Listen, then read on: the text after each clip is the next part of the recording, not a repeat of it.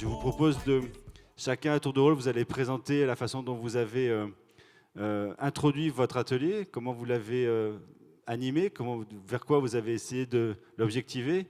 On a travaillé à Marseille sur 16 sites qui sont répartis en fait sur tout le territoire marseillais. Et chacun de nos ateliers de projet avait finalement identifié au cours d'une première semaine intensive chacun 2 sites de projet parmi ces sites, pardon. Et l'objectif, en fait, c'était de partir des territoires, partir des quartiers et des associations qui avaient mis en place un certain nombre d'initiatives dans ces lieux pour ensuite penser le projet. Et donc un grand enjeu des projets des étudiants dans ce lieu, finalement, c'est de dire comment est-ce que, quand les associations vont partir, parce que si elles n'arrivent pas à rester, comment est-ce que ça peut laisser des traces sur la manière de faire la ville aujourd'hui. Et donc c'était ça un des enjeux des projets. Donc tout l'enjeu en fait de notre projet commun était de trouver un moyen de les rassembler, de les connecter et de quelque part les fédérer pour que les habitants puissent découvrir une nouvelle manière finalement de découvrir l'espace public de ces lieux.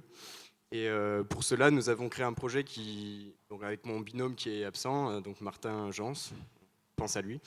Nous avons créé le projet qui s'appelle La rue suspendue.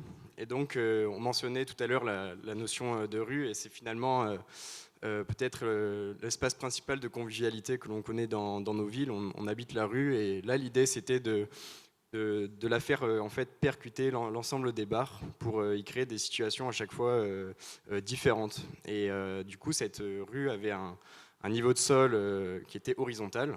Et étant donné que la topographie du site change et que les bars sont toutes différentes, en fait, cela crée des situations et des événements à chaque fois différents. Voilà, imaginez des espaces scéniques en fait quand la structure de la rue suspendue s'élargissait pour pouvoir voilà, se rassembler et peut-être apprendre à ses enfants à faire du vélo tout au long de ce parcours et pouvoir repenser la manière d'habiter les cités des quartiers nord. Et comment on se confronte à des réalités un peu dures sur ces territoires-là, où même quand on croit que l'espace public est toujours libre, il est rarement, il est souvent genré, il est souvent des interdits non explicites. Et donc ce rapport à la réalité, pour nous, c'était une façon aussi de montrer qu'il était important de s'engager dans la ville, de voir que le métier que l'on fait, c'est de s'occuper des gens. Et que la matière première, c'est les gens.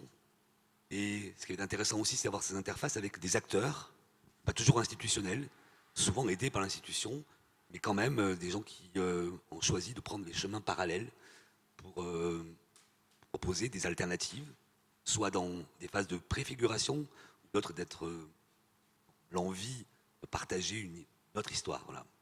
Et je pense que les étudiants en sortent peut-être quelquefois un peu perturbés, pas de licence, mais en même temps un peu armés, en se disant que pour écrire les histoires pour les gens, il faut d'abord aller se confronter à eux et comprendre aussi que c'est eux qui ont, à travers leur complexité, leur différence, la capacité à engendrer de nouvelles pratiques. Notamment dans les quartiers nord, nous on travaillait la cité des Rosiers à la Préème, enfin, donc avec des expériences importantes pour les gens qui ont vécu une histoire très particulière et très symbolique. Leur montrer qu'ils sont capables de s'approprier, que l'espace public a été pensé, même récemment, il n'est pas adapté à ce que veulent les gens. Voilà, et que l'espace public doit être aussi malléable, et doit laisser la place à la participation des gens pour modifier et surtout les concevoir avec. Voilà. Je fais partie de ceux qui ne se résignent pas quant à la mauvaise qualité de nos espaces publics. Je fais partie de ceux qui pensent que nous nous devons d'améliorer ces espaces publics. Et quand on a la chance d'avoir des acteurs associatifs qui s'emparent de sites et qui développent des projets, qui recréent de la vie, qui recréent de l'usage, comme vous dites, vous les professionnels de la profession, eh bien, autant en profiter. Et ce projet de la Grande Chaîne qui vise à mailler tous ces sites, eh bien, moi, j'y crois beaucoup.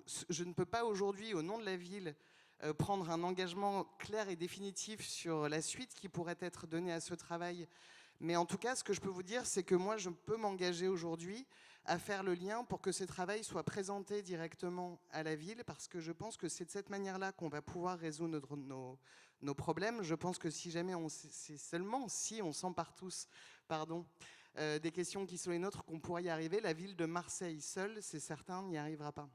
Donc merci beaucoup à vous pour votre engagement sur ce projet. Et oui, bien entendu, pour le laboratoire, allons-y. Merci beaucoup.